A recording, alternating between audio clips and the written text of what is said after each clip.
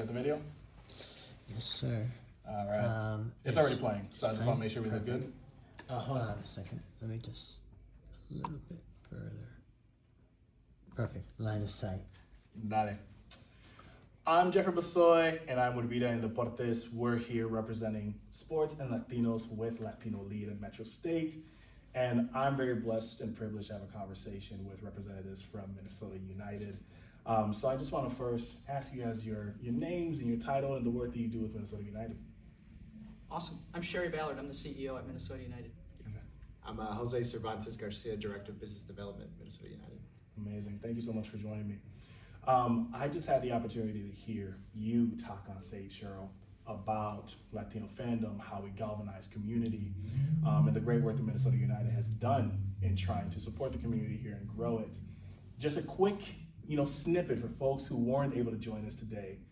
Can you tell us about what your key takeaway from that conversation that you want to share with folks is?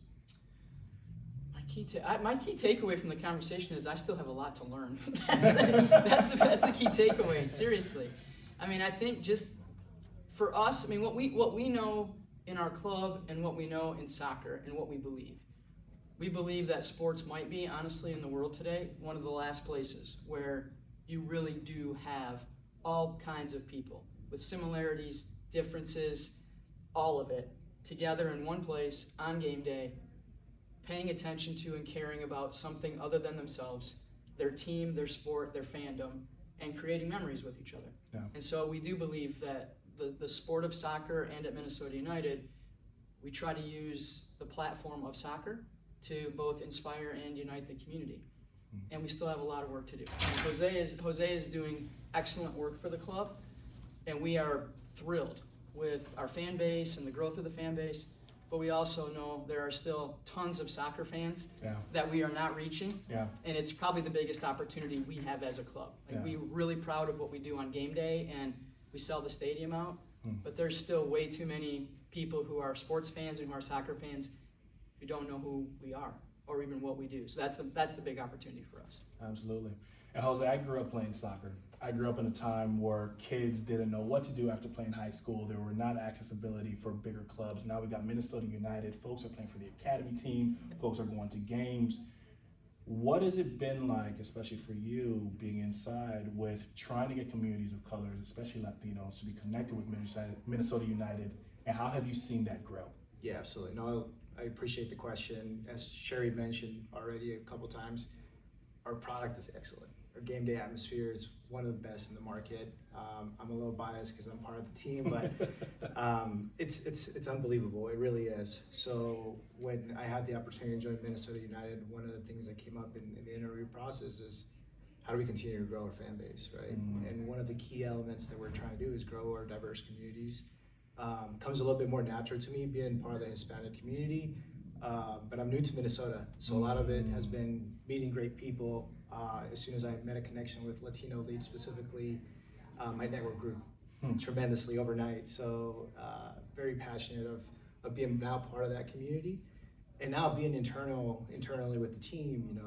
I'm just trying to already share more knowledge, right? What our sales process looks like. How do we engage with the community and let them know what is the benefit of getting a season ticket? We have group rates that are more affordable. Some of these things that the community is just not aware of. Yeah. And it's, what I'm trying to do is share what we're doing in a community perspective, but also you can be part of this. And it's actually more affordable than you think. Yeah. You just got to work with us, and we got to work with the community as well. So that's my goal, and I think that's part of what the club is trying to do as well. And we just want to continue to grow our fan base and share what we have built here together. And super excited to continue this work. We're lucky to have him. No, he's incredible. No, seriously, that's what I mean. You just have a lot to learn. Yeah. And I guess a second big question here is, what is the opportunity cost here, right, for not trying to galvanize and connect with community? Well, you have to, and I think for us it's a little more maybe obvious than it might be for other sports teams who have been around. Their scale is larger. They've got generational types of loyalty with their fan base. I was just at the Green Bay Packers game. I'm a long-suffering Detroit Lions fan. So the Lions-Packers game last week, and talk about literally generations of Packer fans in the community, and what's been cultivated and how that organization sits in the community is amazing, and so is their game day experience, by the way. And then we contrast it, and we love our game day experience, and we love our season ticket members, and we love the quality of what we do, and we're still, from a scale perspective, relatively small. And so I think for us, it's quite evident even in our business that, you know, we've just got to keep growing the business, and to do that, we're going to have to reach more fans, new fans, and people who are probably soccer fans but might not be fans of ours, or people who are sports fans but just may not have fallen in love yet with either soccer, MLS, or specifically Minnesota United. So I think for us, it's a little bit, you know, it's sort of in our face all the time. We're 7 years old, so we're relatively young. And it's like any other business. When you're that age, your biggest problem, once you know you have a good product, is figuring out how to scale it and how to reach more people with it. And so Jose's right. That's what we're trying to do. No, I love that. I'm not speaking as a fanboy, but you guys are doing a really great job. Everything from the Wonderwall, everything from the accessories, the hats, the scarves. I have a few scarves up at the house. But as someone that is a huge fan of football and have been able to watch the sport in Europe as well, you get that European vibe and style when you go to a game. So I highly recommend folks to go. Final question for you is, obviously we're being sponsored by Latino Lead, that's put on an incredible conference. What has it been like for Minnesota United to work with Latino Lead? Yeah, I can take this one.